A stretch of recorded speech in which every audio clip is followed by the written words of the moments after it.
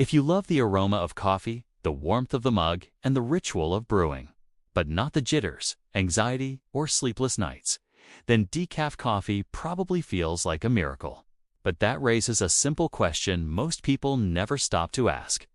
What exactly is decaf coffee? Is it just regular coffee that somehow had the caffeine removed? Is it completely caffeine-free? And how do you even take caffeine out of a coffee bean without ruining the flavor? Today, we're breaking it all down. What exactly is decaf coffee, how it's made, and why it tastes the way it does? Decaf sounds straightforward, but behind that one word is a surprisingly complex process involving chemistry, water, pressure, and sometimes even carbon dioxide. Despite what the name suggests, decaf coffee is not caffeine-free. That's one of the biggest misconceptions. In most countries, for coffee to be labeled decaffeinated, it must have at least 97% of its caffeine removed.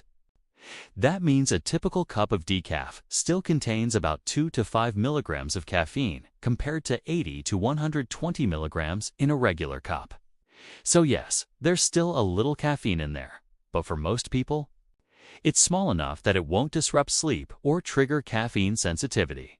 Okay, decaf is essentially regular coffee that's gone through an extra step before roasting where caffeine is extracted from the green, unroasted coffee beans. Here's the tricky part. Caffeine doesn't exist alone inside a coffee bean. It's tightly bound to hundreds of flavor compounds, acids, oils, sugars, and aromatics that make coffee taste like coffee. If you remove caffeine carelessly, you don't just lose the buzz, you lose the flavor. That's why decaffeination happens before roasting, when beans are still green and porous. At this stage, caffeine can be removed more selectively without completely stripping away the compounds responsible for taste and aroma. But even then, it's a delicate balancing act. One of the earliest ways to make decaf was surprisingly simple: water. Green coffee beans are soaked in hot water, which dissolves caffeine along with many flavor compounds. Then the beans are removed, and the water, now full of caffeine and flavor, is filtered to remove just the caffeine. The flavor-rich water is then reused to soak a new batch of beans. This process laid the foundation for what's now known as the Swiss water process, one of the most respected decaffeination methods today. The key idea here is saturation. Once the water is already full of flavor compounds, it mainly pulls out caffeine and leaves most of the flavor behind. The Swiss water process is often marketed as the chemical-free decaf method, and for good reason. Instead of solvents, it uses water, temperature, time, and carbon filtration. The process starts by soaking beans in hot water to create something called green coffee extract, a solution containing everything found in coffee except caffeine.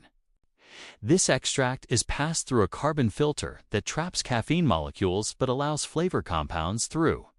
New beans are then soaked in this caffeine-free extract. Because the liquid already contains flavor compounds, caffeine naturally migrates out of the beans without pulling much flavor with it. It's slow, expensive, and incredibly gentle, which is why Swiss water decaf often tastes closer to regular coffee than other methods.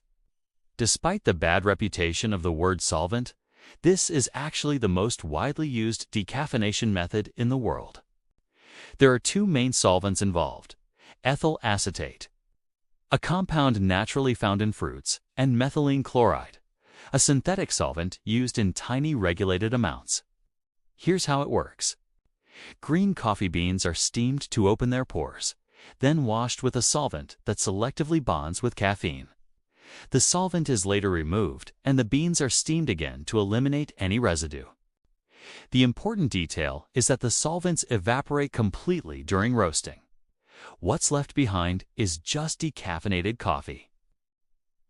This method is popular because it preserves flavor well and is more affordable than water-based processes. Let's address the big question: why does decaf sometimes taste weaker or flatter? Even with the best methods, removing caffeine inevitably removes some flavor compounds. Caffeine itself is bitter, and when it's gone, the flavor balance shifts. Roasters often compensate by roasting decaf slightly darker, choosing beans with bolder flavor profiles, and blending origins to restore complexity. This is why high-quality decaf matters. Cheap decaf often tastes dull because flavor preservation wasn't the priority. From a nutritional standpoint, decaf coffee still contains antioxidants, polyphenols, and trace minerals. In fact, many of coffee's health benefits come not from caffeine, but from these compounds. Decaf may be a better choice for people who are sensitive to caffeine, have anxiety or heart conditions, experience acid reflux, or want coffee in the evening. That said, it's not healthier in every sense. It's just coffee without most of the stimulant. Decaf coffee isn't fake coffee. It's not watered down, and it's definitely not caffeine-free. It's real coffee that's gone through an extra carefully controlled process to remove most of the caffeine while preserving as much flavor as possible. Depending on how it's made, decaf can taste surprisingly close to regular coffee or completely different. Thank you for watching.